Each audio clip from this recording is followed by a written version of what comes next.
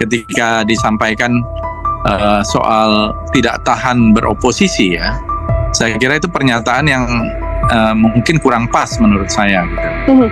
Kalau saya jadi Anies, saya pertama akan berterima kasih dulu kepada Pak Prabowo yang mendukung di dalam Pilgub ketika itu. Jadi soal oposisi itu, saya anjurkan saudara Anies masuklah ke dalam partai politik atau bikin sebuah partai politik baru.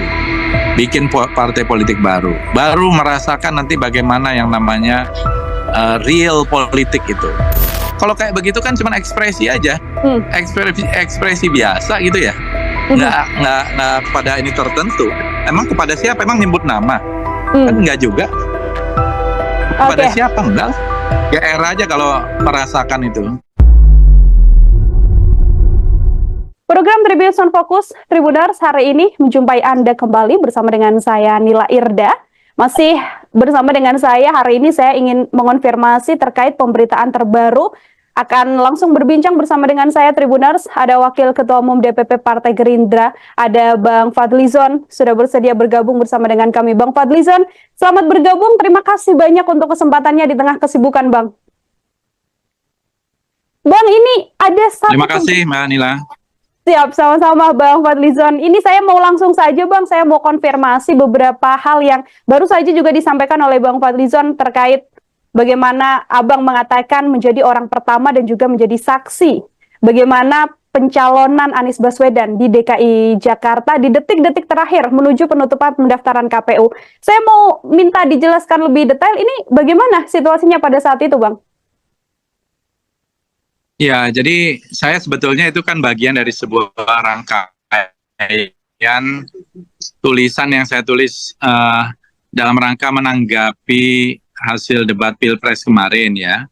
Jadi itu salah satu informasi yang terkait ya, terutama bagaimana menyangkut sikap Pak Prabowo dan jiwa besarnya di dalam mencari orang yang tepat gitu ya, termasuk Pak Anies Baswedan waktu itu sebagai calon gubernur DKI. Jadi kita tahu bahwa waktu itu di 2016 ya, bulan September kalau tidak salah, dinamikanya begitu kuat dan sudah ada dua calon yang menyatakan akan maju, yaitu Saudara Basuki Purnama dan juga Pak Saudara Agus Yudhoyono dengan Silvi waktu itu ya.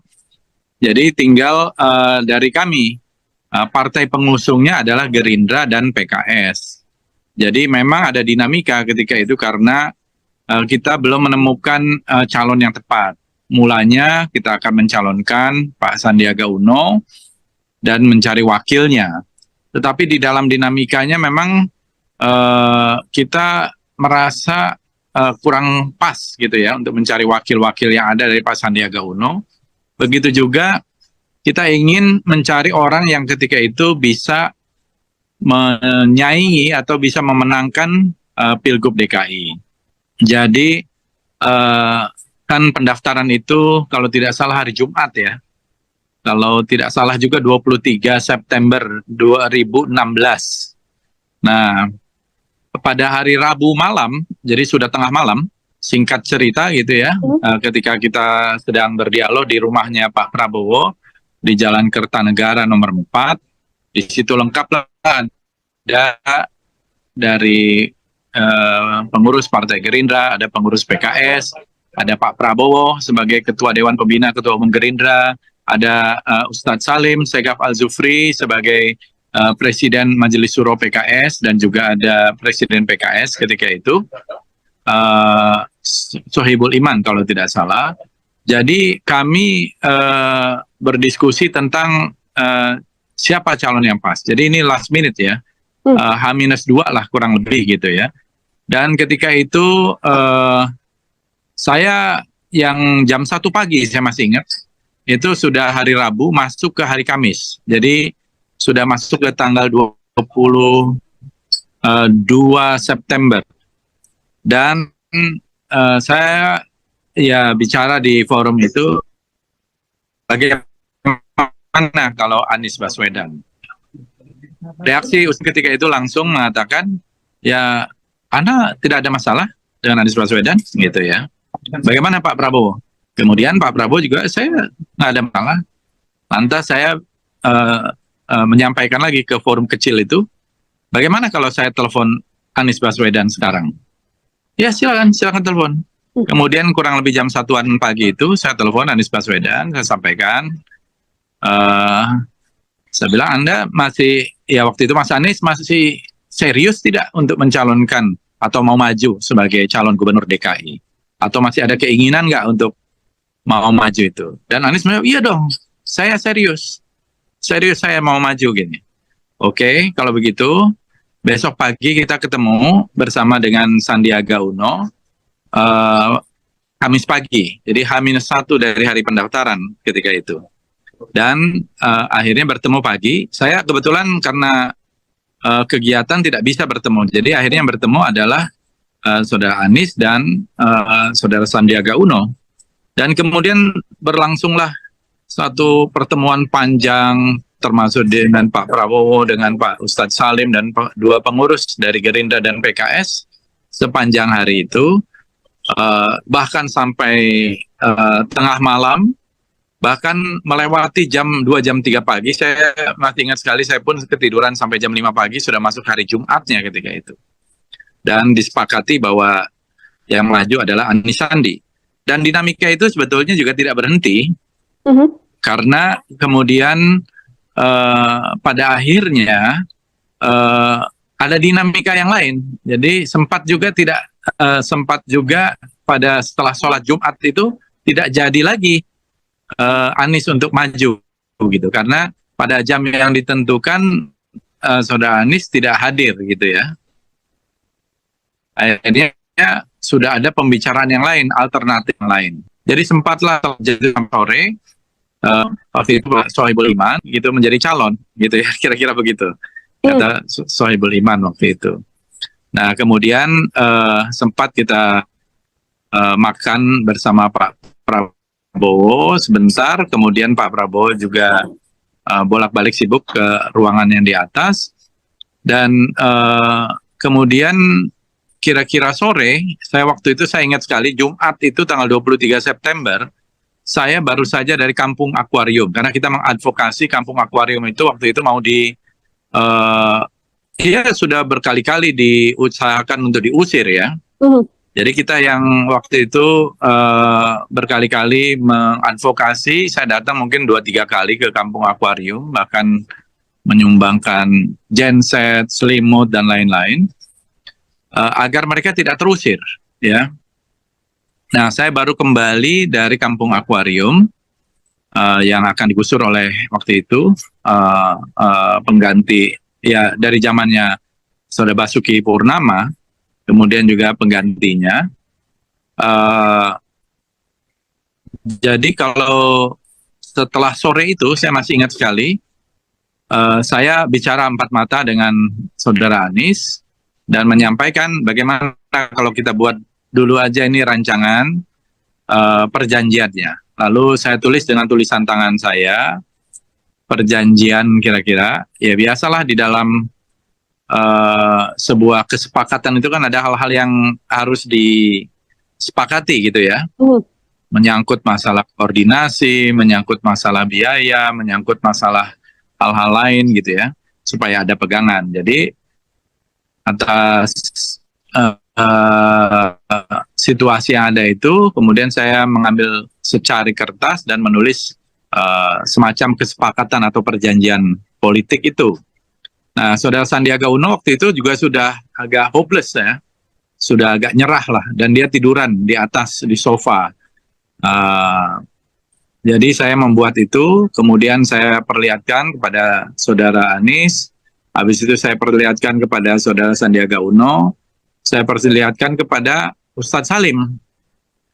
Nah, Ustadz Salim juga ada di ruangan atas, di ruangan yang berbeda dengan Pak Prabowo. Pak Prabowo juga karena kita pertemuannya sampai pagi, Pak Prabowo juga sempat tidur dulu gitu ya di ruangannya. Nah, Ustadz Salim bahkan ada masukan penambahan dari perjanjian itu. Kemudian saya tulis ulang lagi, jadi ada 2 kali saya menulis perjanjian itu. Lalu saya sampaikan kepada Saudara Anies bagaimana ini, ya saya bilang sebaiknya ini diterima gitu ya, perjanjian ini. Begitu juga kalau Sandiaga Uno, ya dia setuju. Ya adalah hal-hal yang lebih detail dari itu ya. Kemudian singkat cerita, Saudara Anies setuju, Saudara Sandiaga Uno setuju, lalu Ustadz Salim setuju, dan karena ketiganya sudah setuju, sudah tekad, Pak Prabowo kemudian juga serta merta juga setuju. Pak Prabowo pernah bertanya juga kepada saya waktu itu ya, bagaimana sikap Saudara Anies misalnya ketika Pilpres ya, juga sebelumnya ya, Pilpres 2014. Kritik-kritiknya ya, saya bilang ya pastilah ada kritik karena dia berada di posisi di sana gitu. Nah, tapi Pak Prabowo itu jiwa besar ya, sudahlah kita dukung, kita dorong.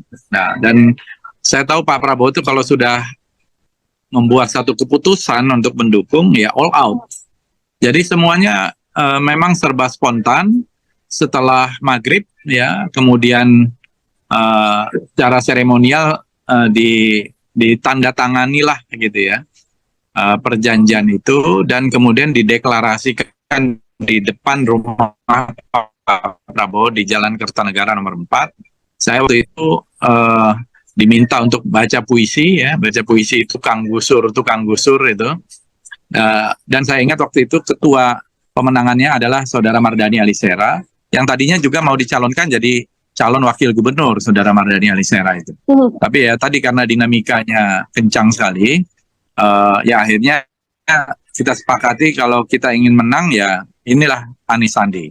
Jadi itulah sepenggal kisah yang terjadi di sekitar pencalonan di detik-detik atau di saat-saat terakhir sebelum pendaftaran KPU. Bang Fadli, ini kan rangkaiannya begitu memorable, bahkan tidak hanya satu hari, berlangsung begitu panjang sampai malam hari juga. Namun kemudian yang disampaikan, saya mau minta komentar Bang Fadlizon, PKS mengatakan bukan kepada Prabowo Subianto. Saat menjadi Gubernur DKI Jakarta, Anies justru hutang jasanya ke warga DKI Jakarta. Bagaimana komentar Bang Fadlizon? Kita tidak bicara jasa ya. Saya juga nggak pernah ada kata jasa dalam tulisan itu. Semuanya ini sudah takdir gitu ya. Tapi inilah satu fakta perjalanan, satu journey yang memang ya perlu kita lihat di mana hikmahnya. Yang saya ingin memberikan justru refleksi adalah bagaimana seorang Prabowo Subianto itu ada berjiwa besar di dalam mencalonkan, termasuk lawannya. Ya kan Pak Anies dulu juga lawannya, kan berada di kubu yang berbeda, berseberangan. Jadi tidak ada masalah dalam soal itu. Dan kalau saya lihat sih Pak Prabowo juga tidak pernah mengungkit-ungkit soal jasa gitu ya, karena memang itu sudah menjadi pilihan. Tetapi kalau kita mau bicara tentang kontribusi dan perjuangan Gerindra di dalam memenangkan itu juga luar biasa. Tentu juga perjuangan PKS dan perjuangan dari tokoh-tokoh, ada ulama, ada habaib ya, dan banyak ya elemen-elemen lain yang sama-sama berjuang ketika itu. Tapi dari sisi Gerindra, kami ini diminta untuk bertanggung jawab masing-masing anggota DPR itu 3 kelurahan. Ini DPR RI ya. Jadi saya itu Duri Kosambi, Cengkareng Barat gitu ya. Daerah-daerah yang agak sulit gitu. Jadi kita masuk ke kampung-kampung, ke gang-gang kecil untuk memenangkan di 3 kelurahan itu secara spesifik, walaupun secara umum ya kita harus kampanye. Begitu juga anggota DPR RI dari Gerindra yang lain. Lalu kemudian DPRD provinsi harus datang ke Jakarta, DPRD kabupaten kota harus datang ke Jakarta. Masing-masing itu dimintai kontribusi anggota DPR sekian, DPRD provinsi sekian, DPRD kabupaten sekian ya untuk pemenangan tersebut. Jadi memang ini semacam total warfare ya dalam politik gitu ya, karena memang DKI ketika itu, dan memang berat menghadapi perjuangannya ketika itu. Jadi inilah yang terjadi gitu pada waktu itu. Dan juga ada semacam di dalam kesepakatan tersebut ya, yang misalnya yang nomor 7 kalau tidak salah, itu di dalam pengambilan keputusan-keputusan penting dan strategis, gubernur dan wakil gubernur itu berkonsultasi kepada partai pengusung, yaitu kepada Partai Gerindra dan PKS. Nah, dalam hal ini memang ada hal-hal yang memang tidak terjadi di situ, di dalam hal-hal yang menyangkut keputusan-keputusan strategis. Dan itulah juga yang terjadi. Ini adalah hanya sebuah kenyataan yang saya kira memang perlu diungkapkan ya sebagai sebuah kenyataan. Kalau memang apa yang saya sampaikan itu tidak tepat, dibantah saja. Kita bisa beradu bukti, walaupun ya ini kan bagian dari masa lalu. Karena poin saya adalah, dan saya juga sebenarnya jarang untuk bicara seperti ini, tapi saya melihat bahwa ini penting untuk diketahui bagaimana proses yang terjadi itu ya seperti itu. Oke, proses yang kemudian harus disampaikan agar publik juga tahu seperti itu, Bang Fadlizon. Ini kan kalau menyoal janji, ada satu hal menarik yang kemudian disampaikan Anies Baswedan di satu kesempatan di Jambi. Ini Pak Anies ditanya mengapa kemudian dia mencalonkan diri menjadi calon presiden, padahal pernah berjanji bahwa apabila Prabowo Subianto maju, nantinya Pak Anies tidak akan maju. Lalu jawaban Anies Baswedan seperti ini, Bang Fadlizon, yang mana mengatakan janji itu berakhir seiring bagaimana kemudian masa jabatannya di DKI Jakarta berakhir. Menurut Bang Fadlizon, saya mau minta komentar Anda, Bang. Ya, saya juga tidak pernah mempersoalkan ya itu hal itu. Ya, Pak Prabowo berjiwa besar, dan kali pernyataan Pak Prabowo selalu kekitaan, bahkan beberapa kali memuji dua kandidat yang lain juga sebagai putra-putra bangsa yang baik, terbaik, dan sebagainya. Jadi saya kira nggak pernah ada persoalan-persoalan seperti itu ya. Pak Prabowo itu berjiwa besar gitu, dan ini yang ingin saya sampaikan. Ya walaupun kalau saya jadi Anies di dalam debat itu mungkin ya, karena di debat pilpres itu kan bukan sekedar untuk kelihatan menang-menangan, tetapi juga bagaimana ya melihat simpati ya. Saya agak kaget juga ketika disampaikan soal tidak tahan beroposisi ya. Saya kira itu pernyataan yang mungkin kurang pas menurut saya gitu. Kalau saya jadi Anies, saya pertama akan berterima kasih dulu kepada Pak Prabowo yang mendukung di dalam Pilgub ketika itu. Karena kalau kita lihat di dalam sistem kita, untuk pemilihan presiden itu wajib melalui partai politik. Tetapi di dalam pemilihan gubernur atau bupati wali kota, itu kan juga sebenarnya bisa memakai independen. Ya. Jadi kalau saudara Anies punya kepercayaan diri kan waktu itu bisa dong maju sebagai independen misalnya. Tapi kan ternyata tidak bisa. Jadi harus tetap dukungan dari partai politik, dan itu adalah dari Gerindra dan juga dari PKS. Ya. Jadi kalau kita lihat, ya kalau adab ketimuran, ya kalau saya sih, pasti saya akan berterima kasih dulu, sebelum kemudian menjawab apa yang disampaikan oleh Pak Prabowo. Kemudian juga kalau kita lihat, soal oposisi, tidak tahan beroposisi, jelas sekali itu pernyataan yang tidak pas, tidak tepat, dan salah. Kalau dikatakan bahwa Pak Prabowo tidak tahan beroposisi karena tidak bisa berbisnis, saya kira itu tidak ada gitu ya. Tapi saya menjadi saksi, saya kan juga termasuk yang waktu itu beroposisi